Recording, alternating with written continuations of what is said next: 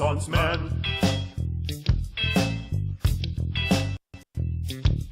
He can navigate the sea by stars in the night. Renaissance man. He can build a new machine while dreaming of flight. Renaissance man. He can build a sturdy dome and measure its diameter. Renaissance man. He can do it all in rhyme in iambic pentameter. Shall I compare thee to a summer's day?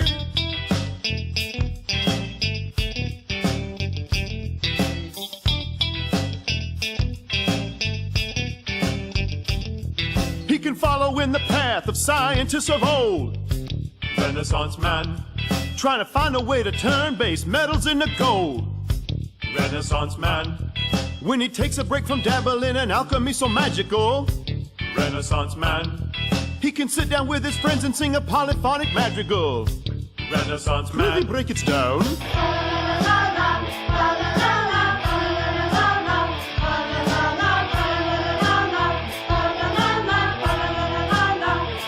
Renaissance man.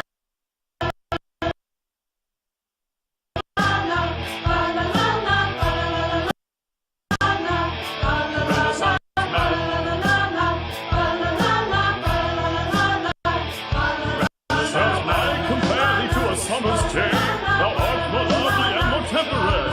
Rough winds do shake the darling buds of May, and summer's lease hath all too short a Renaissance man.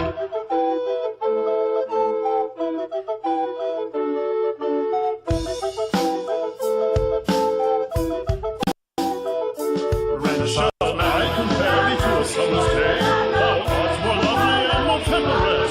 Rough winds do shake the darling buds of May, and summer's Hello lease and hath all welcome to too this short a presentation. Today we are going to learn all about the Renaissance. As this information shows, the world before 1500 AD was still mainly feudal. There were no really large cities, most people lived in small communities or villages. At the start of the 15th century, European civilization was still largely feudal, based on self-sufficient manners worked by landless serfs who labored in exchange for a share of the crops they raised and the protection offered by their landowning lords. During medieval times, people lived mostly in small communities where there were few large cities and very little trade. However, the Black Death, a huge outbreak of bubonic plague which occurred during the 1300s, had wiped out 25% of the European population, and the resulting labor shortage helped hasten the decline of feudalism and bring about the rise of a brand new era called the Renaissance.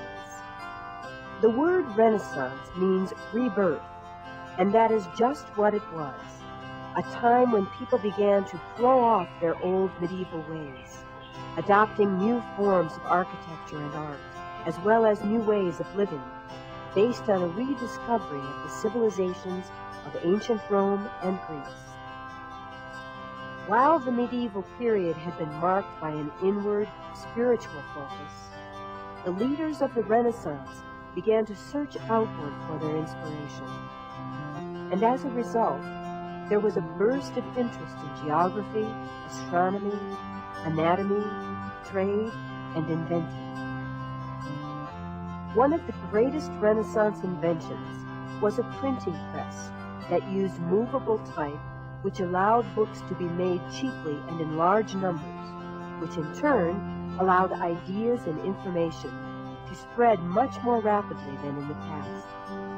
And during the Renaissance, all of these things, the growth of trade, the increased desire to learn more about the earth, new inventions, and a more rapid flow of information, combined to bring about the great age of exploration. The Renaissance happened as an indirect result of the Crusades and the Black Death.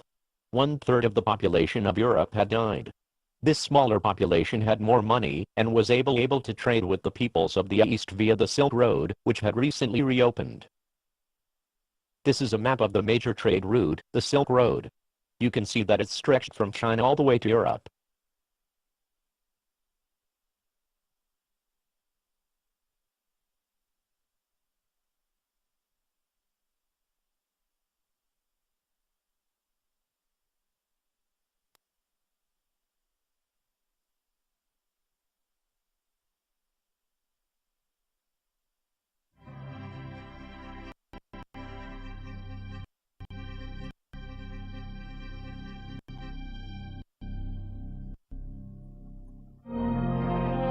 At the westernmost point of the vast Chinese nation lies the Uyghur Autonomous Region. Stretching over 600,000 square miles, this one province is 4 times the size of the state of California, and about the same size as France, Italy, Spain, and Portugal combined. This is also some of the most inhospitable, desolate terrain on Earth. Today, the region shares borders with 8 different countries. Its inhabitants reflect this ethnic diversity.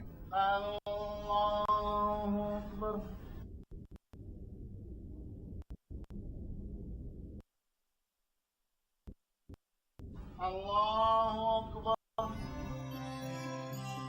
1,000 years ago, this barren land was even more cosmopolitan. It was the gateway to one of the greatest trading routes in history. For this province lay at the very heart of the Silk Road. In the 2nd century before the birth of Christ, the Chinese created the world's first trade superhighway. Caravans of traders and animals transported cargoes of silks, jewels, and spices across China's vast deserts and perilous mountain ranges. Chinese silk was destined for the fashionable cities of Europe, where it was worth almost its weight in gold. All the way along their route, travelers were protected by fortified outposts and walled cities, because where great wealth flowed, robbers were never far behind.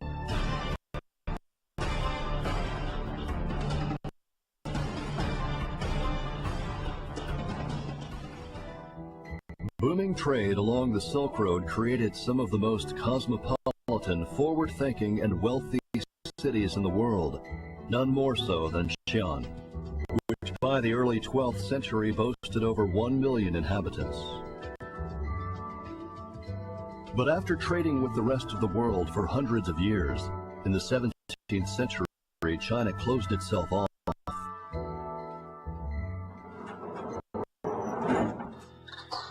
The country's doors reopened in 1978, and for the Chinese, it became business as usual once more. China's new trade routes are 6-lane highways and deep-water ports. Its silk trade has been replaced by steel and consumer goods. And of the famous Silk Road, all that remains today of its once thriving bazaars are rubble and the memories of another age.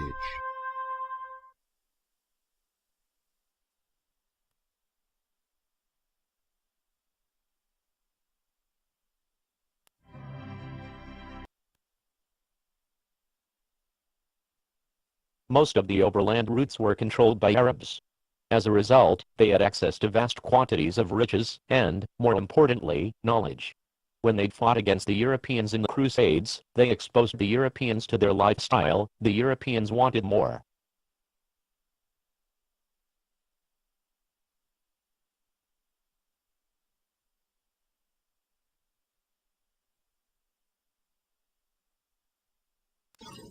Southwest Asia has been an important crossroads for trade, religion, and culture for centuries.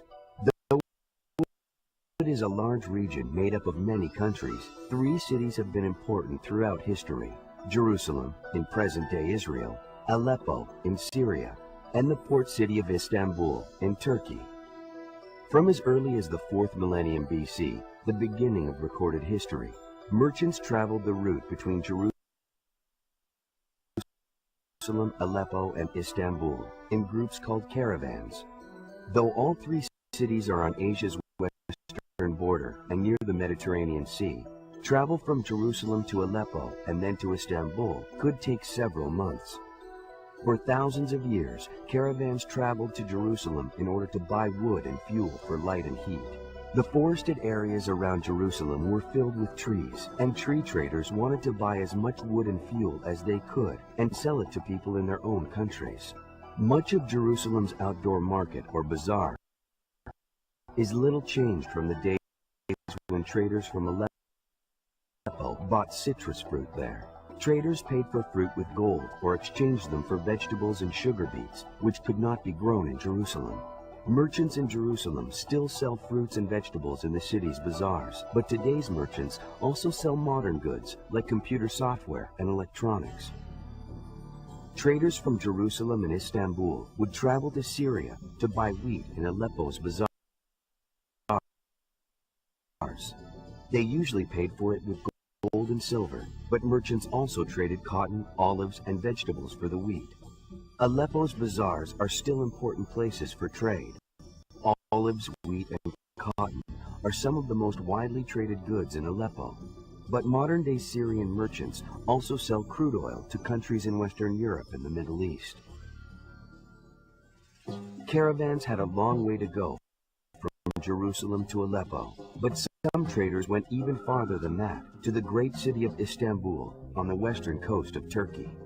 Traders from Jerusalem and Aleppo in the 14th and 15th centuries traded gold, wood, and fruits for items found in Istanbul's Great Bazaar, especially Turkey's famous tiles and carpets. And while tiles and carpets are still sold in bazaars today, merchants also sell grain and fruit to countries in Western Europe.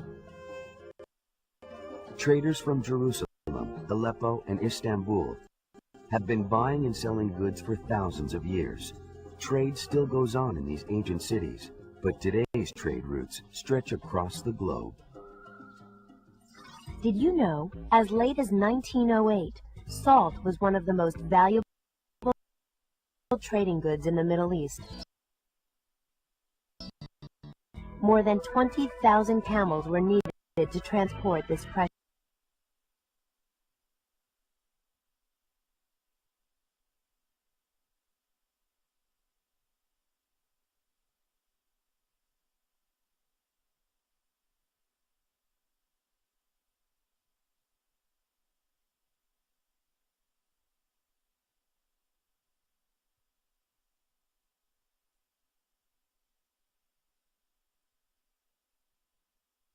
Trade came into Europe via the Mediterranean Sea. These routes were controlled by the Venetians and Genoans. Ports like Lisbon, Marseilles, Venice, and Genoa all grew wealthy from this trade.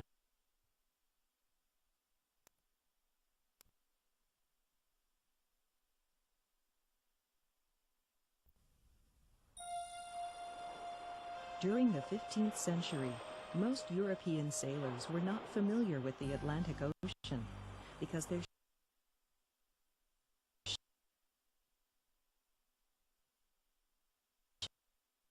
ships and navigational instruments did not permit them to safely sail its waters. In contrast, a large number of sailors of that time were familiar with the calm waters of the Mediterranean Sea. In fact, the trade routes of the Mediterranean had been well charted for many centuries.